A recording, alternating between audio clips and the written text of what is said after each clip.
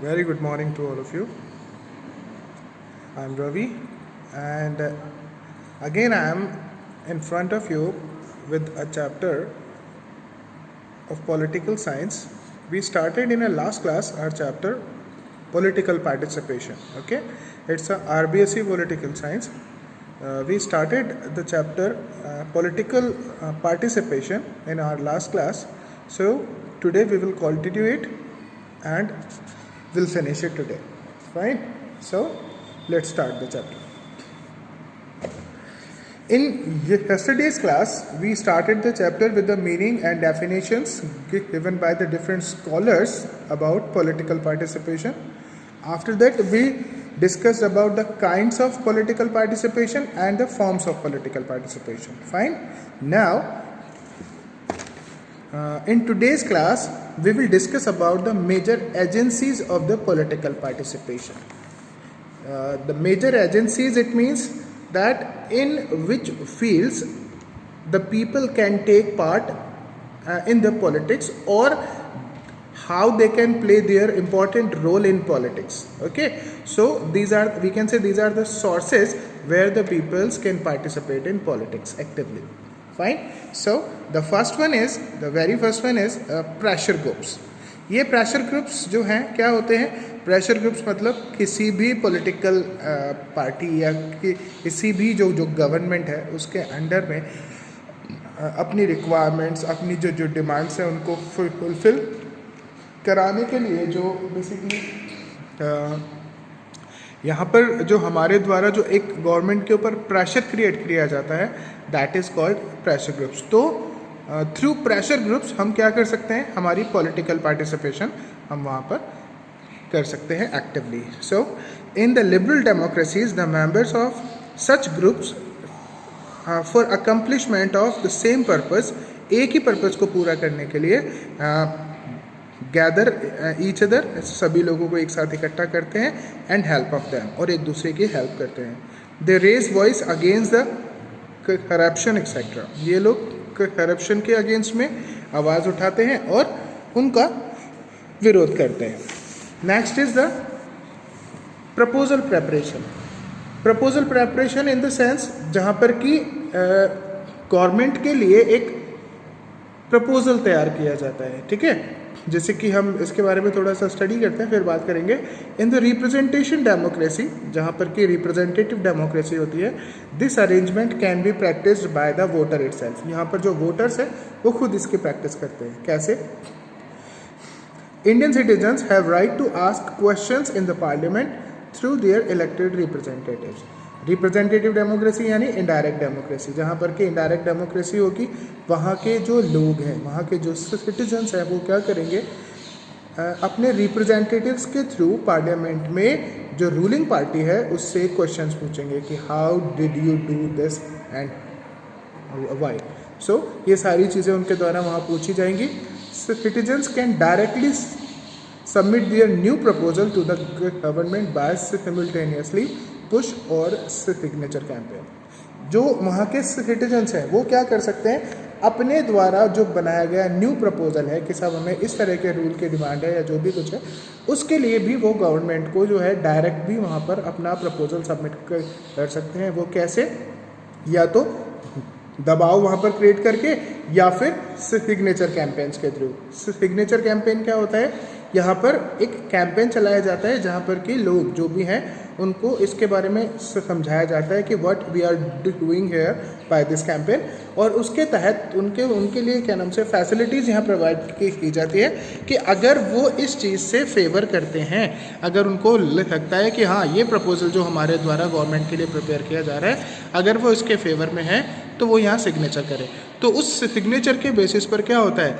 एक बहुत बड़ा मैंडेट जो है वो वहाँ लोगों का तैयार होता है, और उसको फिर वो भेजते हैं वहाँ पर कि देखिए साहब इतने लोग इस प्रपोजल के साथ हैं, यानी वो लोग चाहते हैं कि ऐसा होना चाहिए, तो इसलिए आप इसके ऊपर जो है विचार कीजिए. तो इस तरह का जो प्रपोजल प्रेपरेशन है, that is also done by the, या और we can say this is an example of the active political participation of the citizens in the welfare of the country.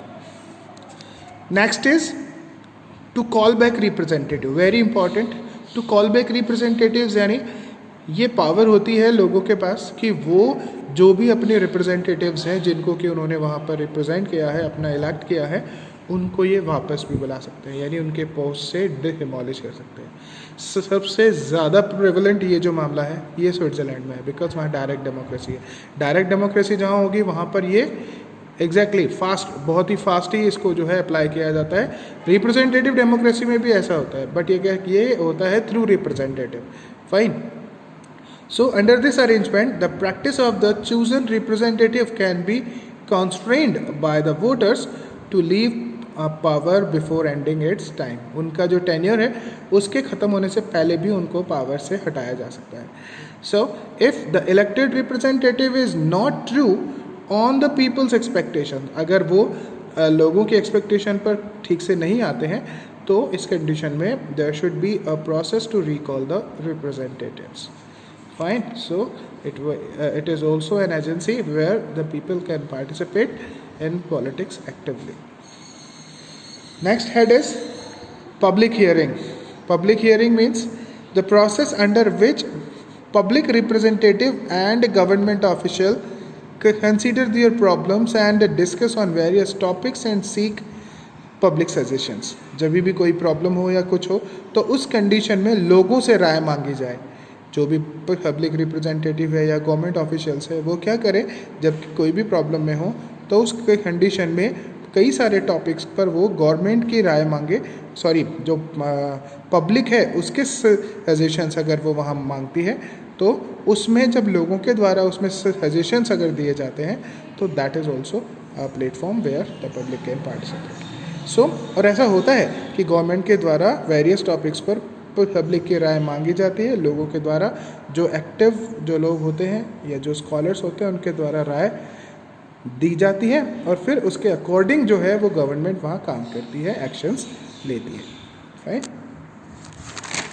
Next head जो है that is advisory council. Advisory council means the people can participate in the politics through the advisory council also. Nowadays the officials of the department are connected to the citizens for special functions. They had organized a new organization of the citizens and named its advisory council. उन्होंने एक नया जो है एक organise किया है एक organisation को, और उसके तहत जो है ये लोगों से राय लेते हैं और उसके तहत ये काम होता है। इंडिया में भी ऐसा प्रोसीजर हो रहा है ना। तो एडवाइजरी काउंसिल के थ्रू भी लोग क्या कर सकते हैं, पॉलिटिकल साइंस में या पॉलिटिक्स में पार्टिसिपेट कर सकते हैं। Vote for the decision of any question.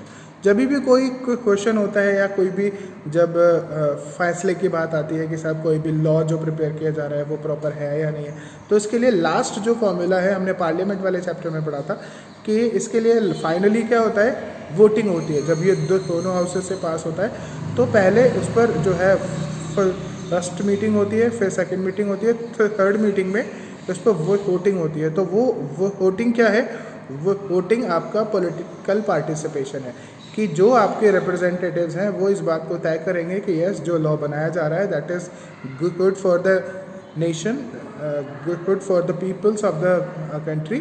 तो इस सिचुएशन में उनके द्वारा जब ये रूल लॉ वहाँ बनाया जाएगा तो उस पर उनको वोटिंग किया जाएगा। अगर वो लगता है कि उनको कि ये कंट्री के फेवर में नहीं है तो वो उसके अगेंस्ट वोट करेंगे, और अगर उनको लगता है कि ये फेवर में है तो वो उसके फेवर में वोट करेंगे।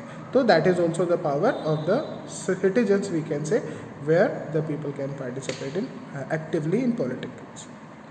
So the process in which local suggestions is required, like making new laws, constitutional amendments, etc., the mass of the ordinary vote made. Civil disobedience.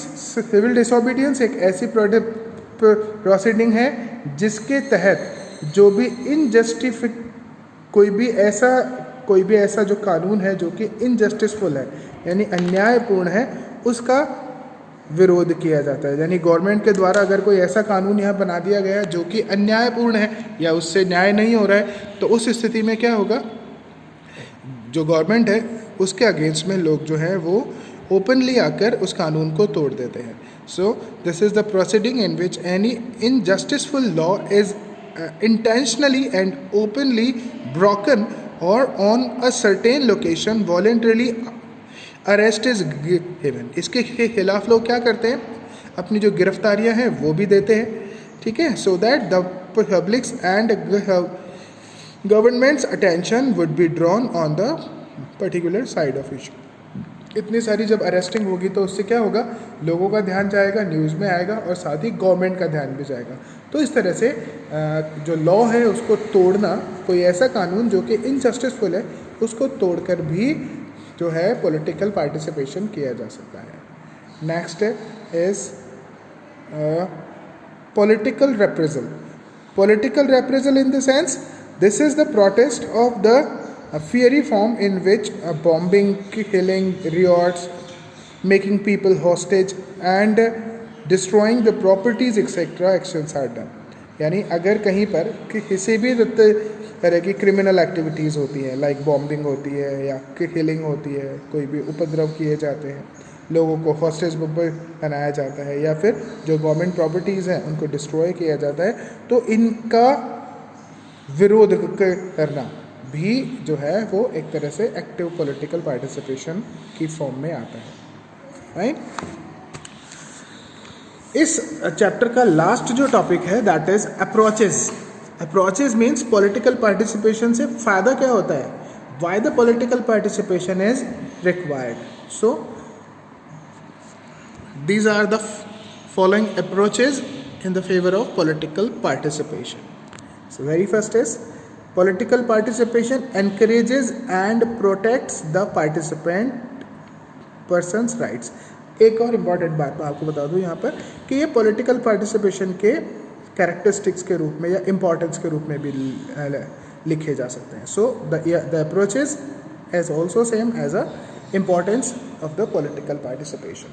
So the first is political participation encourages and protects the participant person's rights. People measures the pains, benefits and disadvantages before participating in politics and how much they will be successful in their goals. ये क्या करते हैं, इसे major करते हैं कि हमारे सामने क्या प्रॉब्लम्स हैं, क्या बेनिफिट्स हैं और क्या डिसएडवांटेजेस हैं, और अगर हम इसमें पार्टिसिपेट नहीं करेंगे तो क्या प्रॉब्लम्स आएंगी, और इस तरह से फिर वो इसे भी मेजर करते हैं कि उनके द्वारा जो एफर्ट्स किए गए उनको उन्होंने कितना हद तक सक्सेसफुली अचीव किया. Fine. Next is participation arrangement increases और encourage the moral, social and political values. इस तरह का जब पार्टिसिपेशन होता है तो इससे लोगों के अंदर जो है वो मोरल, सोशल और पॉलिटिकल वैल्यूज भी डेवलप होते हैं. Political participation empowers the common man for their advancement. इस political participation से आम आदमी के अंदर भी ये जागृति आती है, ये जोश आता है कि वो अपने आप को एडवांस करे और थ्रू द एजेंसीज वो अपने लिए एफर्ट्स भी करता है. सो गाइज, इस तरह से हमने ये चैप्टर यहाँ पर फिनिश किया. Political participation is an active involvement in the politics through us citizens of any country, any nation. So I hope you understood it well. Next chapter के साथ हम मिलेंगे in a next video. इससे पहले अगर आपने इस चैनल को अगर अभी तक आपने सब्सक्राइब नहीं किया है तो प्लीज़ आप चैनल सब्सक्राइब कीजिए. वीडियो अगर आपको अच्छा लगा हो तो लाइक शेयर कीजिए. ठीक है. Thank you so much. Bye.